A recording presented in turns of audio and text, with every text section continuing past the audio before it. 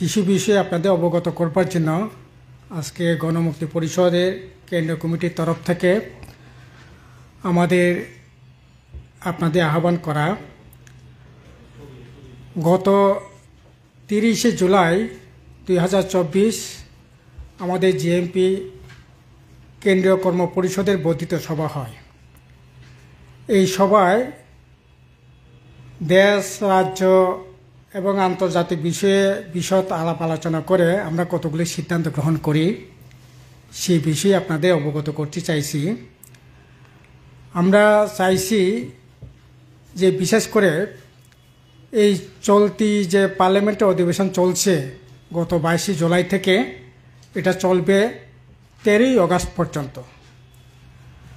আমরা দাবি করছি এই চলতি অধিবেশনের মধ্যেই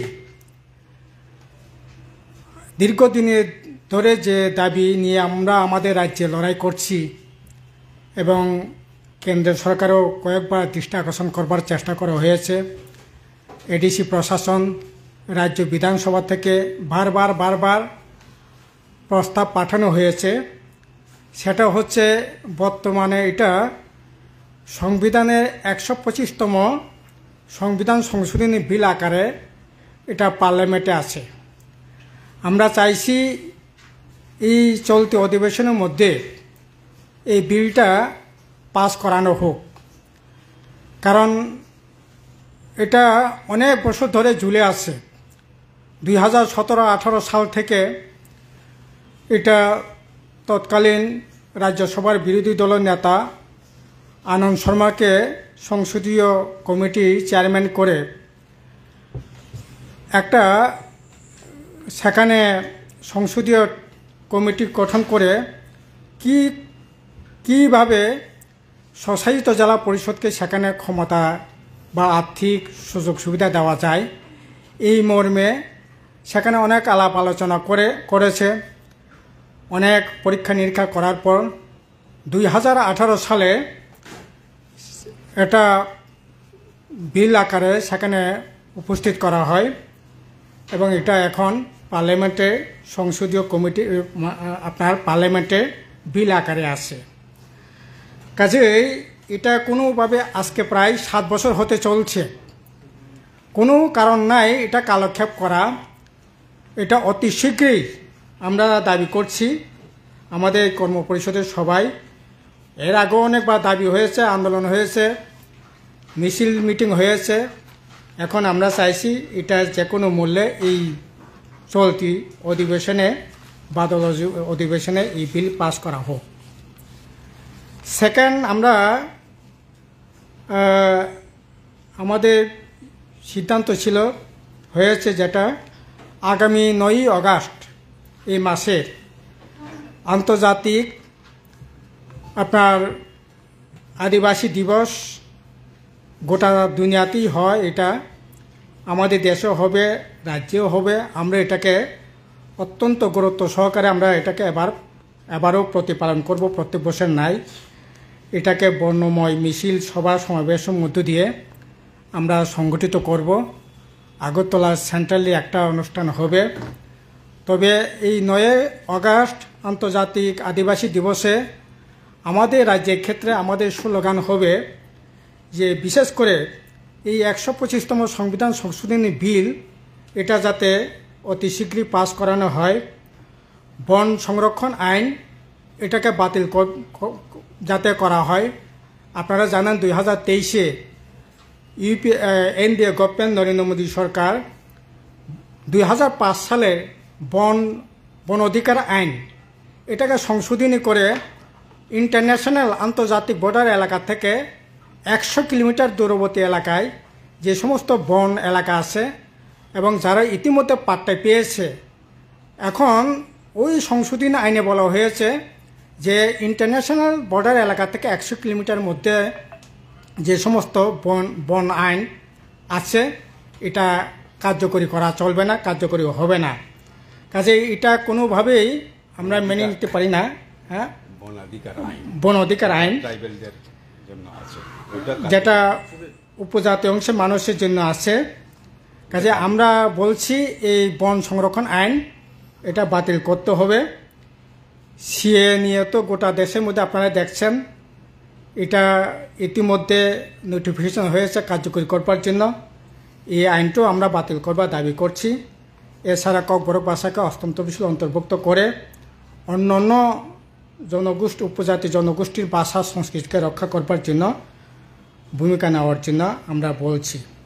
এইগুলি থাকবে আমাদের 9 আগস্টের স্লোগান হিসাবে বা আমাদের দাবি হিসাবে সেখানে এটা থাকবে। এছাড়া আমরা আমাদের কর্মপরিষদে আলাপ আলোচনা করে যেটা বেরিয়ে এসছে, এই সময়টার মধ্যে বিশেষ করে উপজাতি এলাকায় প্রচণ্ডভাবে কাজ খাদ্যের আকাল চলছে। এমন অবস্থায় চলছে এখন যে আরও বর্ষা চলছে, এই সময়টার মধ্যে এমনিতেই টুকটাক জুম চাষ হয়, জমি জামা টুকটাক সেখানে চাষাবাসা করেন গৃহস্থীরা। কিন্তু সেই জায়গায় মানে এই যে জুম চাষগুলি করা, এই ক্ষেত্রে সরকারি তরফ থেকে যেমন কোনো ধরনের সাহায্য সেখানে থাকছে না। এই জুম করতে গেলে তো খাবারের ব্যবস্থা করতে হবে, কাজের ব্যবস্থা করতে হবে, টাকা পয়সার সংস্থান যদি না থাকে কি করে কাজটা হবে? ফলে কাজকর্ম না থাকাতে একটা আকাল চলছে এবং যা ছিটে ফুটে রাখার কাজ চলছে কোনো কোনো জায়গায় এই আপনার লোকসভা নির্বাচনের পর, তাও একেবারে অপর্যাপ্ত। এবং যে কাজগুলো হচ্ছে সেখানে ঠিকমতো সেখানে বিল টিলও পাচ্ছে না। তার জন্য আমরা বলছি যে এছাড়া বিভিন্ন যে লাইন ডিপার্টমেন্ট এই সময়টার মধ্যে বর্ষার সিজন, এমনিতেই বিশেষ করে হর্টিকালচার, এগ্রিকালচার, ফরেস্ট ডিপার্টমেন্টের বিভিন্ন উইংস আছে, জেপিএম বা একটা সময় ইন্দো জার্মান যে সমস্ত প্রজেক্টগুলি ছিল, এগুলোর মধ্যে দিয়ে ব্যাপক কাজ যেমন হতো, কর্মসংস্থানের ব্যবস্থা হতো, বনের যে সৃজন এটাও বৃদ্ধি পেত। কিন্তু এখন এগুলি সবটাই বন্ধ, ফলে কোনো ধরনের কাজ থাকছে না। আমরা দাবি করছি যে এই সময়টার মধ্যে কাজ খাদ্যের সংস্থান করা এবং ব্যাপক সেখানে কাজকর্মের সংস্থান করা। আলোচনাতে যেটা উঠে এসছে, রাজ্যে শিক্ষা স্বাস্থ্য ভেঙে পড়েছে বলা যেতে পারে এবং সেই জায়গায় জায়গা করে নিচ্ছে বিশেষ করে ড্রাগ, নেশা বা এই সমস্ত বিষয়গুলো আজকে জায়গা করে নিচ্ছে। আমাদের যে বিশেষ করে নতুন প্রজন্ম, শিক্ষা স্বাস্থ্য যদি অকালে মৃত্যু ঘটে, ভেঙে পড়ে, তাহলে নতুন প্রজন্ম কি করে তার মানে ভবিষ্যৎ উজ্জ্বল করবে? কাজেই সেই জায়গায় একদিকে স্কুল বন্ধ করে দিচ্ছে, প্রাইভেটাইজেশন করছে, কি এডিসি কি রাজ্য সরকার উভয় ক্ষেত্রেই আমরা এগুলো দেখছি।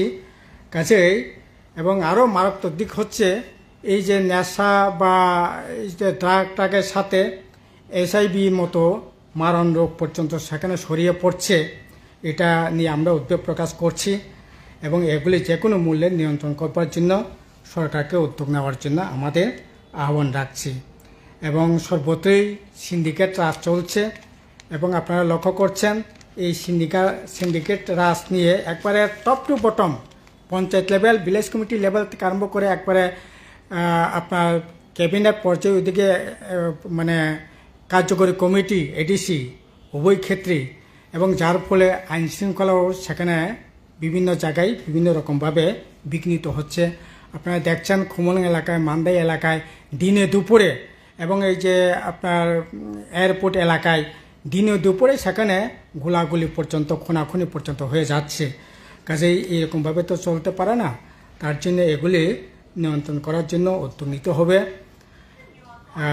এছাড়া আমরা আমাদের সাংগঠনিক কিছু সিদ্ধান্ত আমরা গ্রহণ করেছি। এটা হচ্ছে আগামী 15 আগস্ট থেকে 15 সেপ্টেম্বর 2024 সালে আমাদের যে অভিযান এটা চলবে এবং গত বছরও খুব ব্যাপকভাবে সেখানে মানুষ সাড়া দিয়েছে, সাধারণ মানুষ। এবারও আমরা আশা করছি মানুষ সাড়া দিবে এবং আমাদের এই সাংগঠনিক যে কর্মসূচি সভ্য সংগ্রহে এটা চলবে।